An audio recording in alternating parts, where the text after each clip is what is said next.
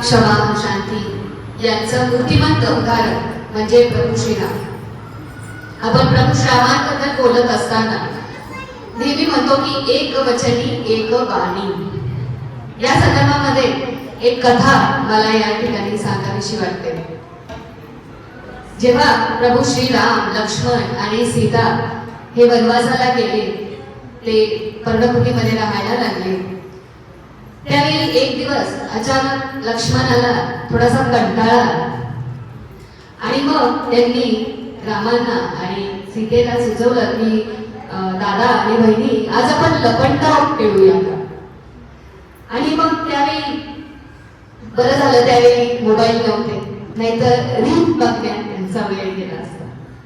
पण त्यावेळी त्यांचा थोडासा बालपण त्या ठिकाणी त्यांना आठवलं, स्मरलं आणि म्हणून मग त्यांनी लपंडाव खेळण्याचा निर्णय घेतला. रामाला आणि सीतेला सुद्धा अतिशय गंमत वाटली. सीतेला या कल्पनेची अतिशय गंमत वाटली आणि तेही म्हणाले की चल लक्ष्मण, तुझी जर ही योग्य आहे तर खेळूयात आपण लपंडाव. आणि मग त्यावेळी त्या दोघांनी लक्ष्मणाला सांगितलं की युक्ती तुझी आहे, मग पहिलं राज्य तूच घ्यायचं. आणि मग लक्ष्मण म्हणाले चालेल, लपा तुम्ही. लक्ष्मणांनी आपले डोळे बंद केले आणि मग राम आणि सीता हे दोघंही लपण्यासाठी गेले. राम एका झाडाच्या मागे, जांभळाच्या मोठ्या झाडाच्या मागे जाऊन लपले आणि सीता ही पर्णकुटीच्या मागच्या बाजूला जाऊन लपली. आणि त्यावेळी लक्ष्मणांनी ज्यावेळी आपले डोळे उघडले, त्यावेळी त्यांच्या सीता मातेच्या बांगड्यांवरून त्यांच्या लक्षात आलं शेवटी धनुर्धर असते आणि तेही अगदी निष्णात. त्यावेळी त्यांच्या लक्षात आलं की सीता माता ही पर्णकुटीच्या मागेच आहे. त्यावेळी त्यांनी आवाजच दिला की सीते, माते, तू मागे लपलेली आहेस बरं का पर्णकुटीच्या, ये बाहेर, मला तू सापडली. आणि मग रामाला शोधायला गेले, परंतु राम काही त्यांना सापडेल. मग खूप वेळ त्यांनी रामाला शोधण्याचा प्रयत्न केला, परंतु राम काही सापडेना. शेवटी वैतागून सीता म्हणाली, जाऊ दे, मी सर्वात प्रथम माझ्यावरती राज्य आले तर मी घेते, आता लक्ष्मणा तुम्ही लपा. आणि मग सीतेने राज्य घेतलं आणि लक्ष्मण लपायला गेले. आता सीतेच्या लक्षात आलं की लक्ष्मणावरती प्रथम राज्य आले, मग आता लक्ष्मणाला शोधून काही उपयोग आहे का? नाही, आपण रामांना शोधूया. म्हणून ती रामांना शोधण्यासाठी तिने ती तीक्ष्ण किती होते बघा सीता सुद्धा, त्या कुठे गेल्या शोधायला, तर त्यांनी रामांच्या पावलांचा वेध घ्यायला सुरुवात केली. त्यांच्या पावलावर पाऊल ठेवण्यातच त्यांचा जन्म चालू होता. आणि असं त्यांच्या पावलांचा वेध घेण्याचा निर्णय सीतेने सीतेने ठरवला. आणि तेव्हा त्यांच्या लक्षात आलं की एका झाडाची जी काही पानं पडलेली होती, तिथे पायांचा थोडासा असा पानांमुळे ते पानं असे दबल्या गेलेले होते. मग सीतेने त्याचा वेध घेतला आणि ती शोधत शोधत रामांपर्यंत आली. तिने रामांना शोधलं आणि मग रामांना शोधता ती म्हणाली की आता तुमच्यावर राज्यभर का. रामांवरती राज्य आलं, परंतु राम म्हणाले की मी राज्य काही घेणार नाही. त्यावरती सीता म्हणाली, अहो असं कसं, तुमच्यावरती राज्य आलं आणि तुम्ही राज्य घेणार नाही. त्यावेळी राम म्हणाले की मी राज्य न घेण्याचं वचन दिलंय, मी राज्य घेणार नाही. त्यावेळी सीता म्हणते, सीतेला थोडंसं हसू आलं. सीता म्हणाली की हा शब्दच्छल तुमचा इथे चालणार नाही, तुमच्यावरती राज्य आलंय, तुम्ही राज्य घ्यायचं. त्यावेळी लक्ष्मण सुद्धा आले. त्यांचा तो वार्तालाप ऐकून लक्ष्मणाने सुद्धा रामाला सांगितलं, अरे दादा हे असं कसं, तुझ्यावरती राज्य आलंय, मग तू राज्य घ्यायचं. दोघांनी रामांना समजवण्याचा प्रयत्न केला, परंतु राम काही ऐकेच नाही. दोघांना वाटले यांना राज्य घ्यायचं नाहीये म्हणून हे राज्य घेत नाहीये.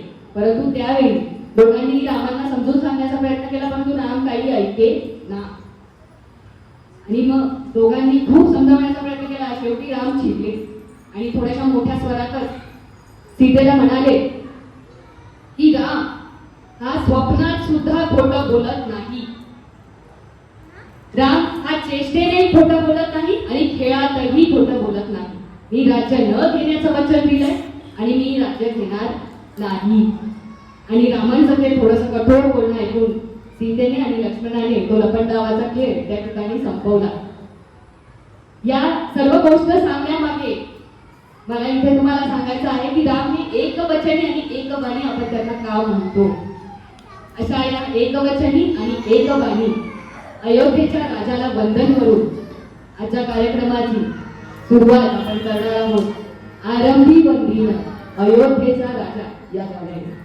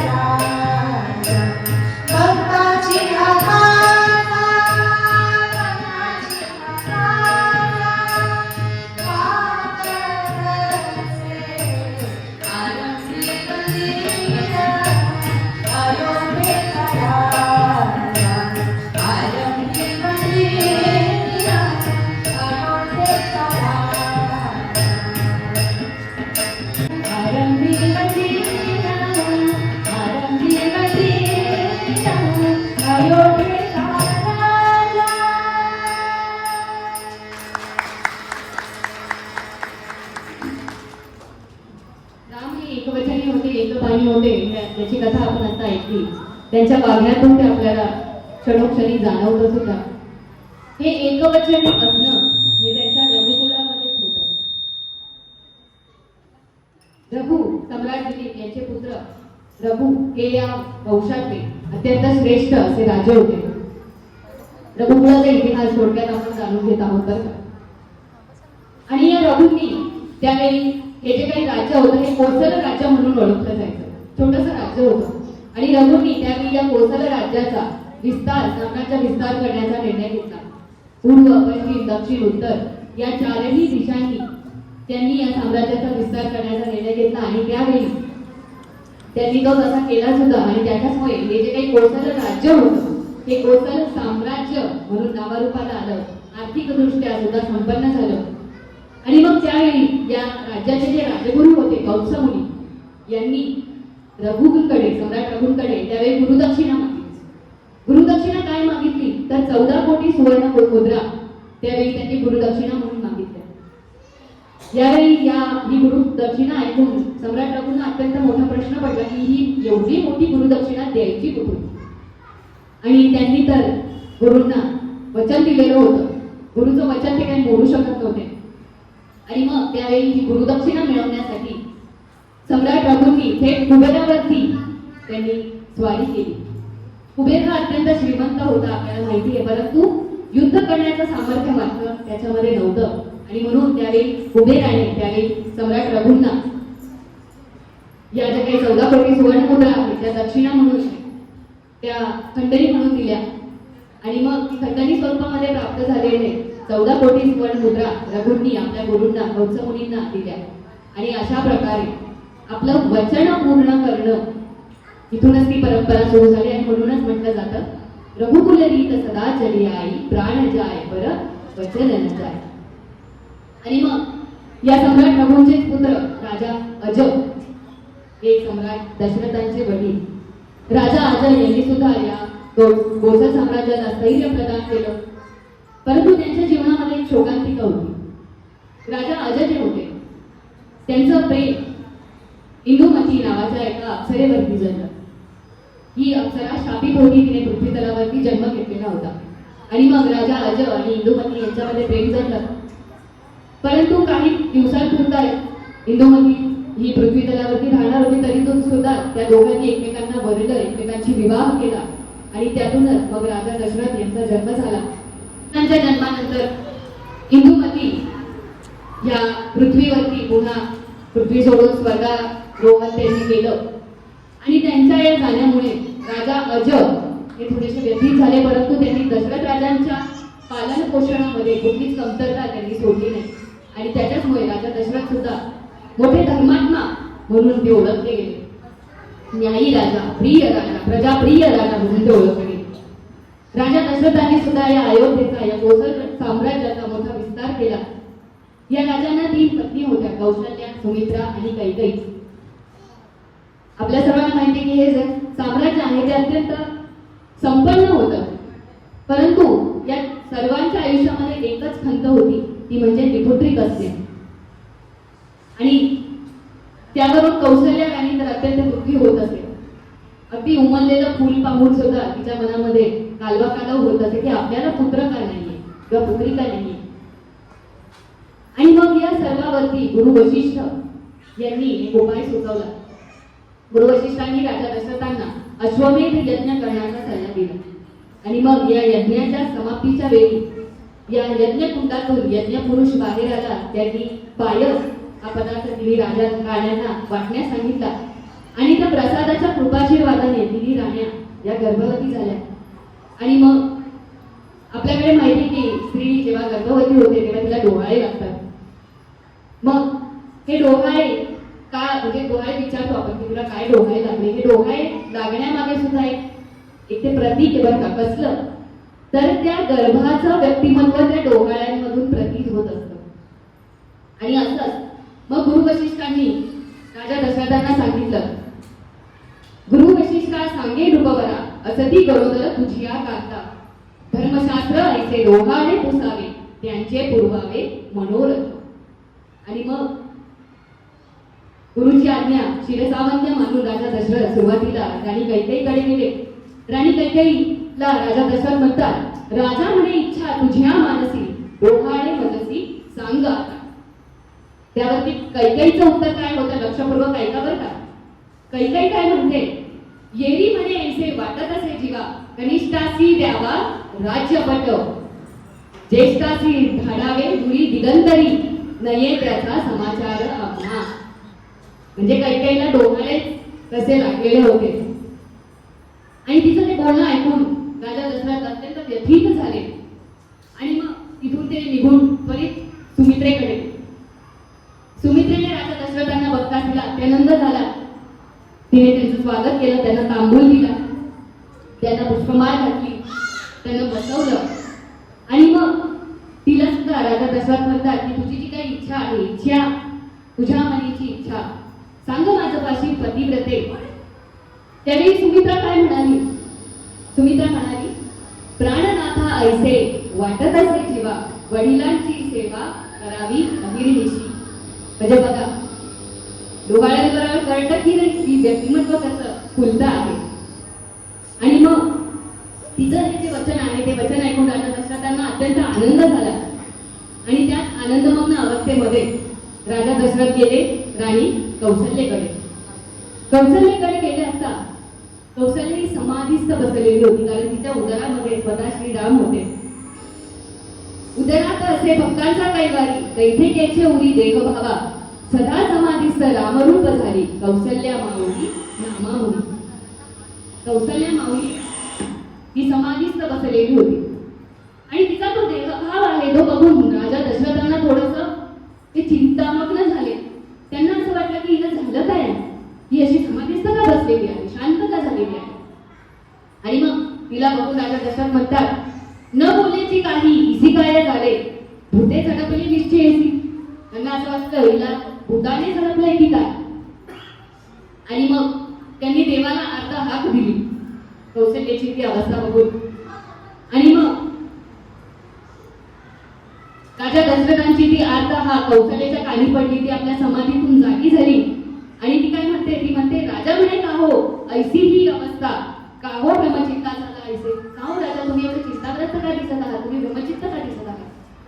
विश्वाचा मी आत्मा स्वयं असे राम मज माझी भ्रम कैसा असे. माझ्यामध्ये स्वतः विश्वाचा स्वामी बसलेला आहे आणि मला कसला भ्रम आहे. म्हणजे एका प्रकारे कौशल्याच्या मुखातून प्रभू श्रीरामच बोलले.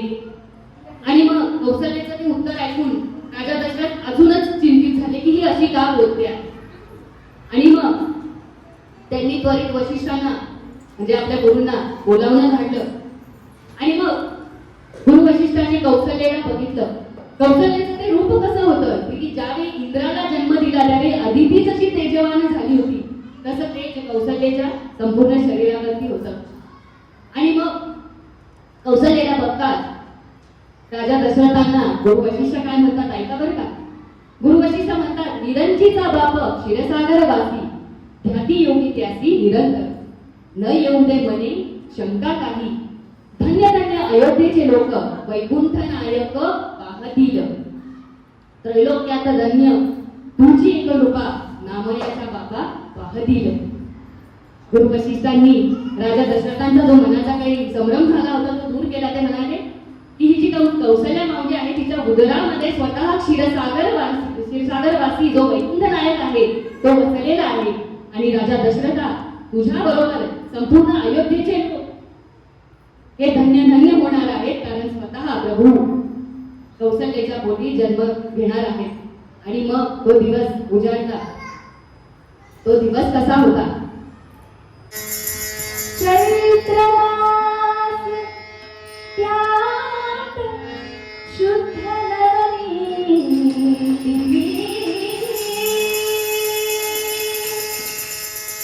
गंधयुक्त दरिद्रात उष्ण देवी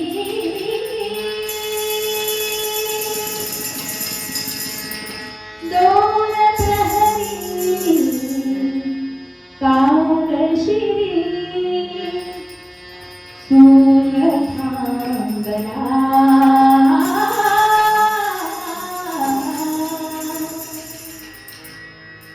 राम जन्मला श्रीराम.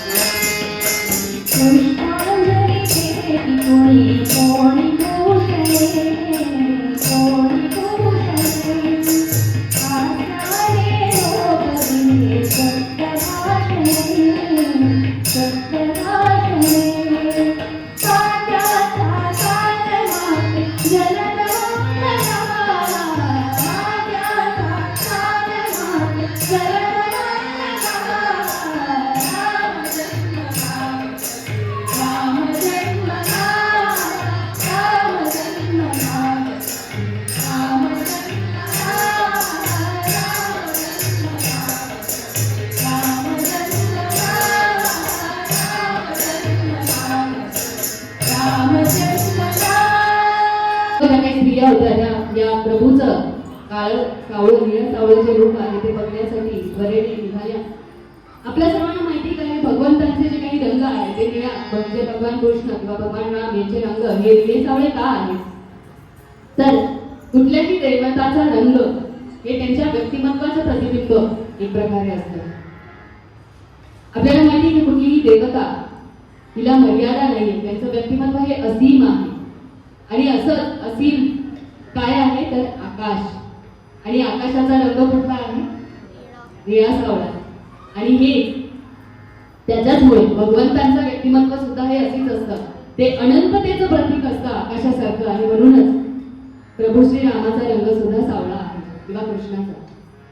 आणि मग ही जी काही बाळं आहे, ही सुंदर छोटीशी बाळं मोठी होऊ लागली, इकडे तिकडे धावू लागली. त्यांचा पंजऱ्यांचा जो काही आवाज आहे तो सर्वत्र राजवाड्यामध्ये घुमू लागला. आणि मग ते ऐकून राणी सुद्धा म्हणायला लागल्या, ठुमक चलत रामचंद्र.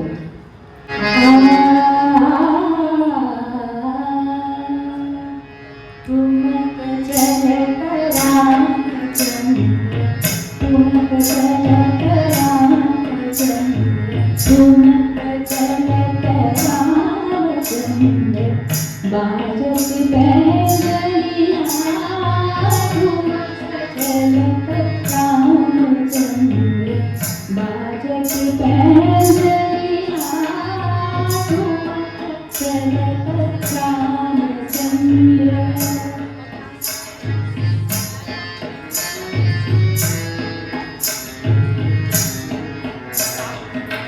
किलकी किलकी उठत धान किलकी किलकी उठत धान गिरत भूमि रत पटाय गिरत भूमि रत पटाय भाय मात गोद रेत भाय मात गोद रेत दशरथ वीरनिया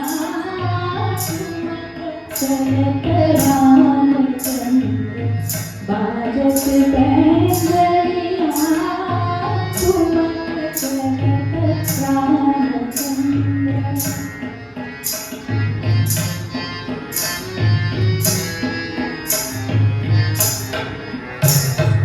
अंजन रज अंगधारी अंजन रज अंगधारी विविध भाति सोदुलारी विविध भाति सोदुलारी करमल धन वारी वारी करमल धन वारी करमल धन वारी वारी कहत मृदु बचनिया ठुमक चलत रामचंद्र ठुमक चलत रामचंद्र ठुमक चलत रामचंद्र बाजत पैंजनिया ठुमक चलत रामचंद्र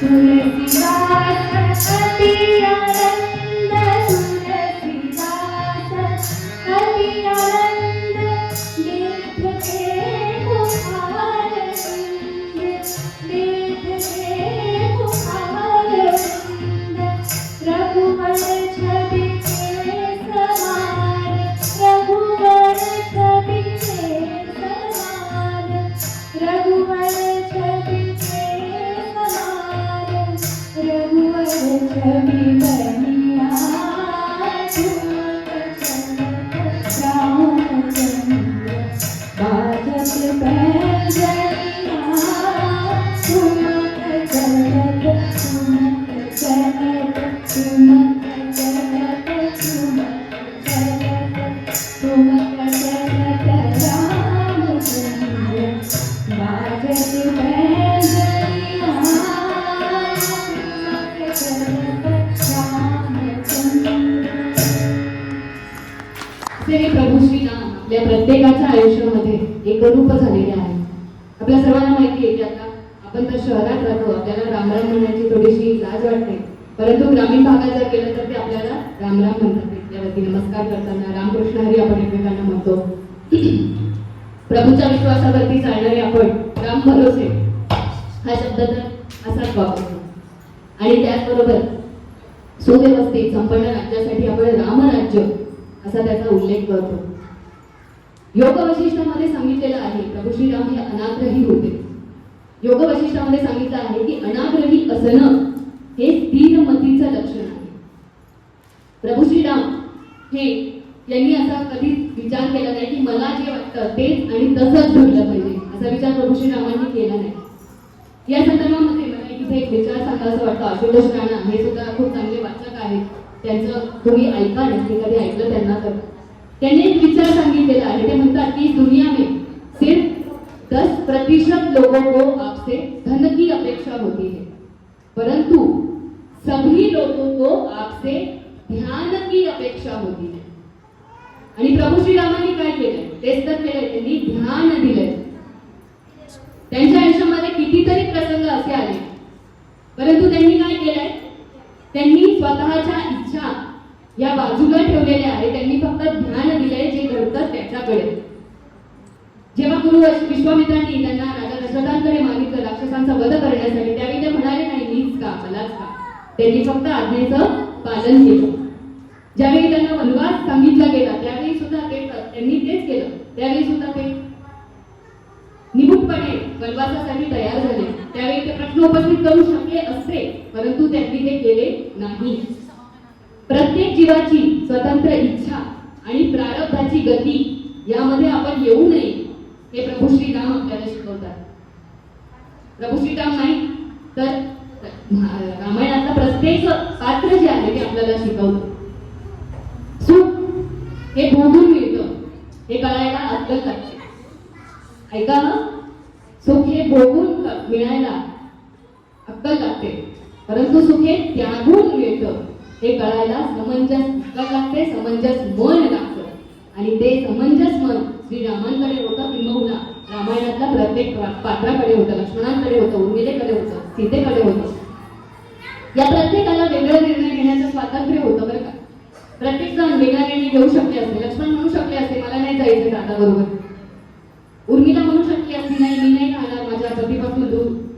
सीता म्हणू शकली असती मी नाही जाणार वनवासाला. स्वतः श्रीराम म्हणू शकले असते मला वनवासाला जायचं नाही. परंतु या प्रत्येकाने काय केलं, या प्रत्येकाने मनशांती निवडली.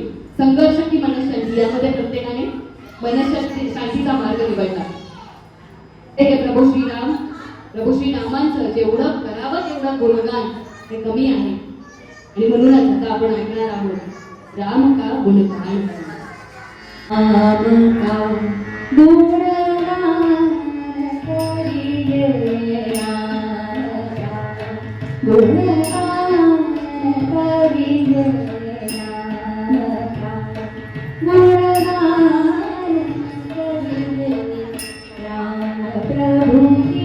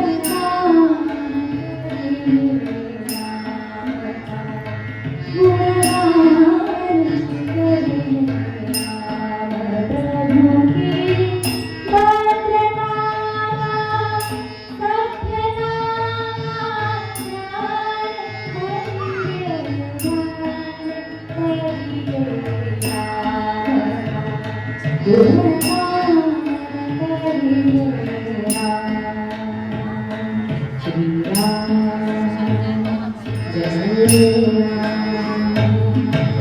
आहे ते आपल्याला प्रत्येक आयुष्याच्या टप्प्यामध्ये शिकवणार आहे, काही ना काही शिकवणार आहे. प्रभू श्रीराम हे भगवान विष्णूंचे अवतार.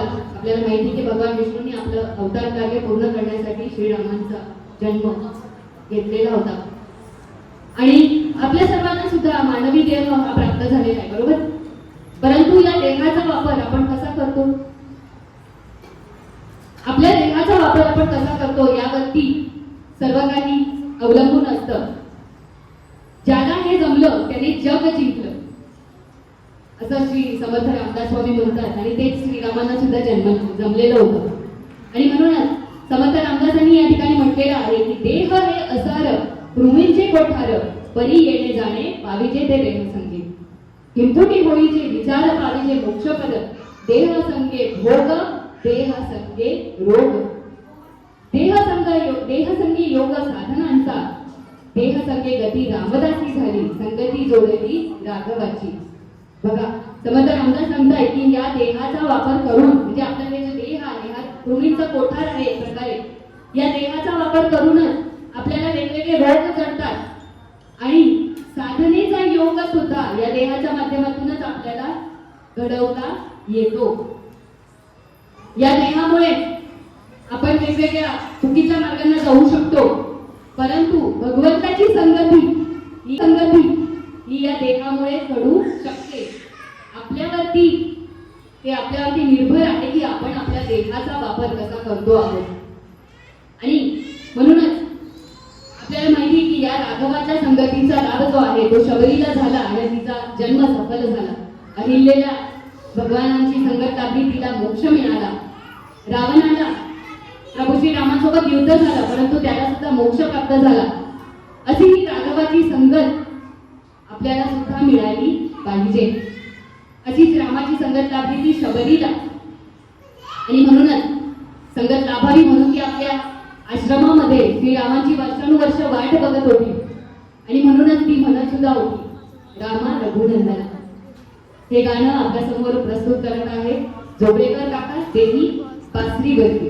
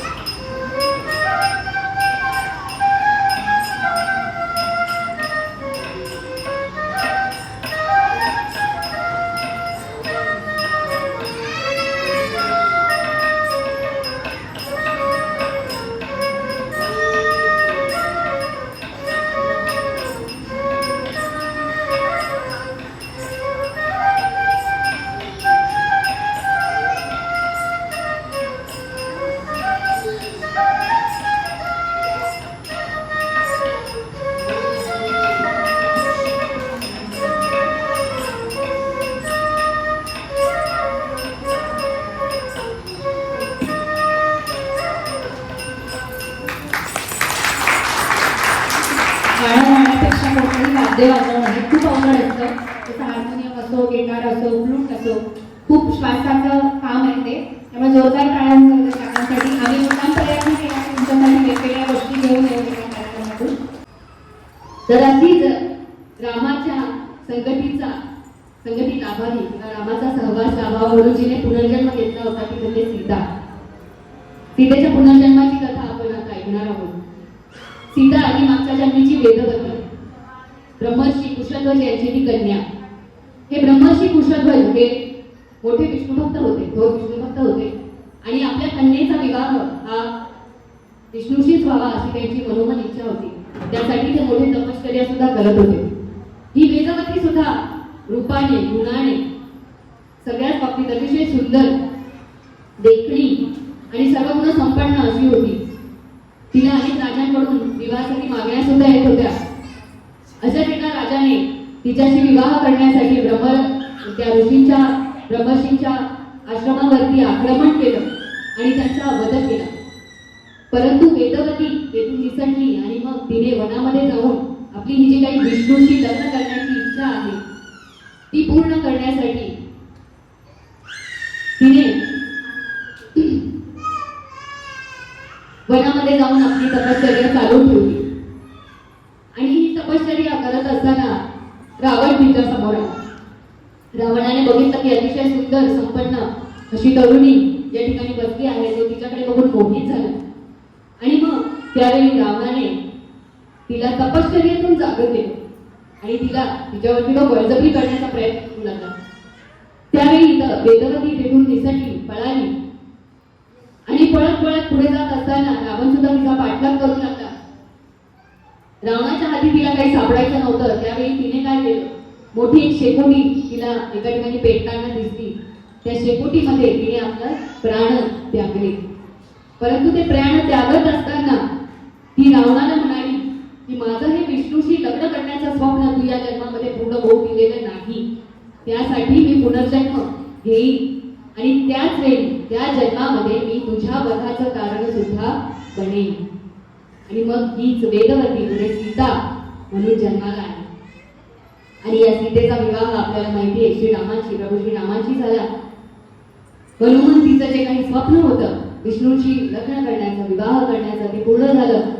आणि त्याच्याचमुळे तिच्या मनाचा हर्ष जो काही आहे तो गगनामध्ये मावत नव्हता आणि म्हणूनच ती म्हणत होती पायोजी मेने राम रतन धन पायो. पायोजी मेने राम रतन धन पायो. पायोजी मेने राम रतन धन पायो. पायोजी मेने राम रतन धन पायो. पायोजी वस्तु अमोलिक दीने सतगुरु. वस्तु अमोलिक दीने सतगुरु. कृपा कर अपनायो. पायोजी मेरे कृपा कर अपनायो. पायोजी मेरे राम रतन धन पायो. पायोजी मेरे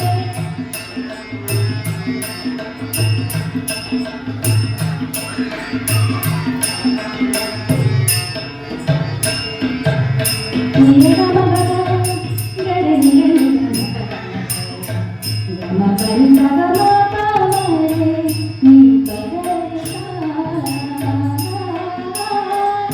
जन्म जन्म की पूजी पाए. जन्म जन्म की पूजी पाए.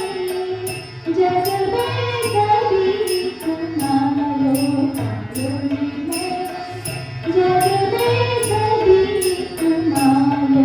पायोजी मेरे राम रतन धन पायो. पायोजी मेरे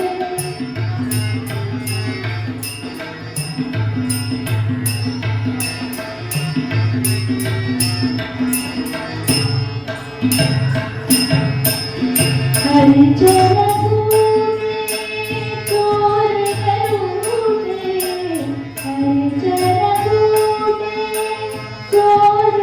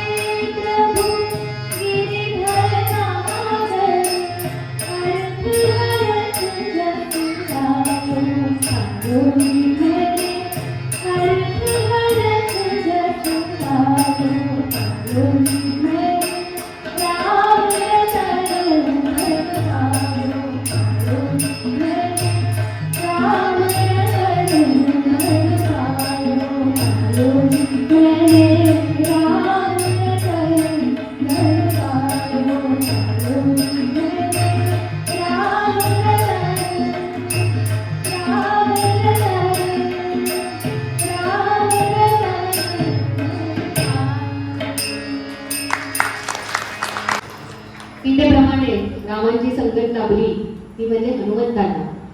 प्रभू श्रीराम आणि हनुमंत यांच्यामधलं नातं म्हणजे गुरु शिष्यासारखं आहे. शिष्याने एकनिष्ठ होऊन गुरुशी प्रामाणिक राहावं, गुरुच्या सेवेमध्ये रममान होऊन जावं, असं हे हनुमंतांचं व्यक्तिमत्व होतं. असं हे गुण हनुमंतांकडून आपण शिकण्यासारखं आहे. आपण जर हनुमंतांचं व्यक्तिमत्व बघितलं ना तर आपल्या लक्षात येईल की हनुमंत हे रणांगणावरती युद्ध करताना अत्यंत शूर आहे, परंतु ते हनुमान रामांच्या चरणी मात्र रामांजवळ असताना अत्यंत लीन आहे.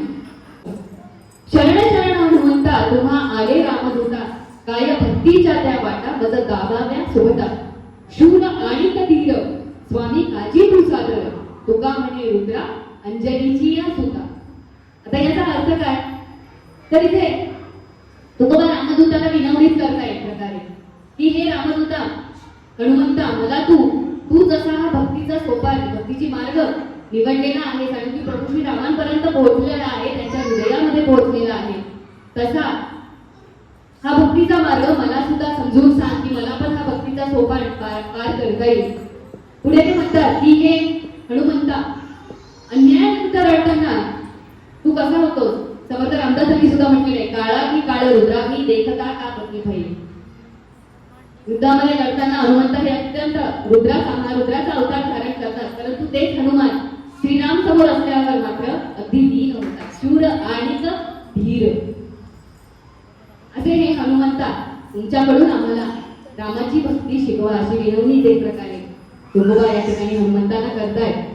प्रभू श्री रामांशिवाय हनुमंतांना या जीवनामध्ये काहीच अपेक्षित नाही. अत्यंत निर्लेप निर्मोही अशी भक्ती हनुमंतांची प्रभू श्री रामांच्या चरणी आहे. बघा ना, त्यांच्या समोर त्यांना अष्टसिद्धी प्राप्त आहे, परंतु त्या अष्टसिद्धींचा वापर त्यांनी फक्त आणि फक्त श्रीरामांसाठी केलेला आहे. असे रामांना प्रभू श्री रामांना आपल्या मनामध्ये धारण करणारे हनुमंत यांची भक्ती जर आपण केली तर प्रभू श्री रामांची भक्ती आपल्याला मिळेल. आणि म्हणूनच इथे म्हणावंसं वाटतं, अंजनेची छोटा तुला रामाचं वरदान, एक खाना बोला बोला जय जय हनुमान.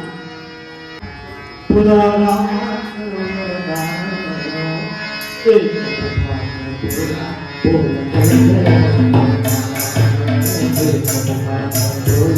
बोला जय जय हनुमान. तुला रामाचं वरदान,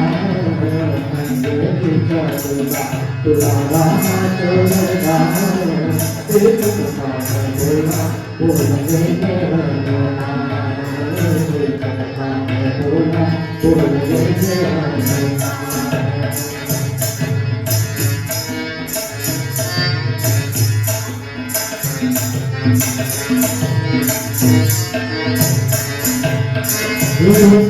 राम भक्ती भौगत शिकाया, बालपणी गेला तू तुझ्या घराया, हे बालपणी गेला तू तू सूर्याला कराया आंगली धरली धरले आसमान एक बोल जय जय बोला बोल जय जय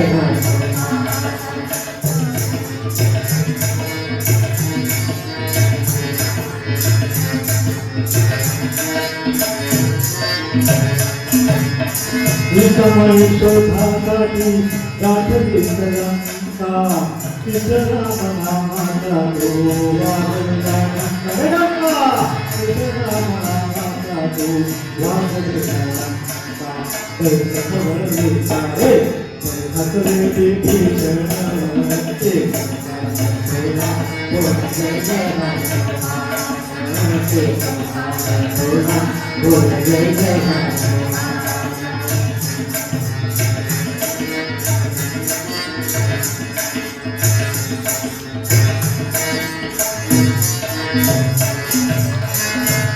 तुला नवरत्नाचा जानकी कथातला पाहिलेस पूर्ण मोठे राम कोटे आतला पाहिलेस पूर्ण मोठे राम कोटे आतला भगवन्या पुनीताई दाविलेस भगवान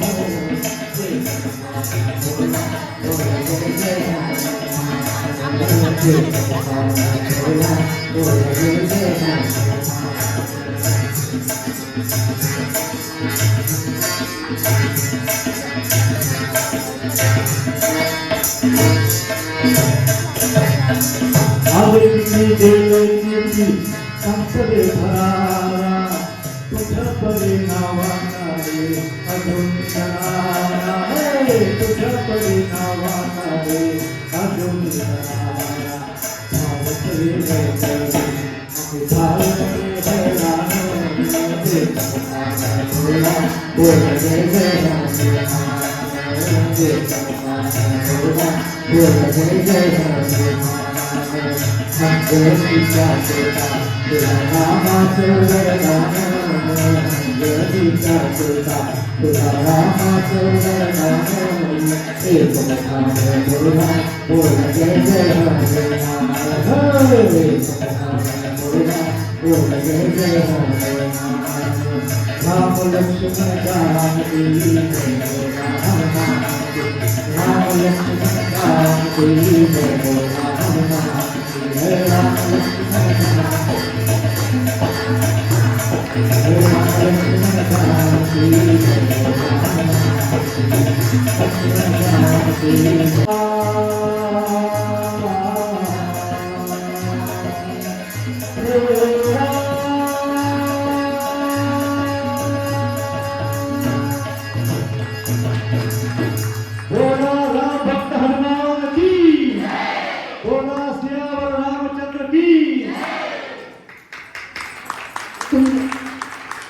संगत लाभली, हनुमंतांना श्रीरामाची संगत लाभली, आपल्याला रामाची संगती कशी लाभणार? तर ही रामाची संगत आपल्याला सुद्धा लाभवायला पाहिजे. आणि त्यासाठी सगळ्यात महत्वाचं आहे ते म्हणजे नामस्मरण. आपलं मानवी मन जे आहे ते अत्यंत चंचल आहे, ते इकडे तिकडे फिरत असतं आणि या चंचल मनाला बांधून ठेवण्याचं काम काय करतात तर नामस्मरण. आणि म्हणूनच समर्थ रामदासांनी सुद्धा सांगितलंय प्रभाती मनी राम चिंतित जावा.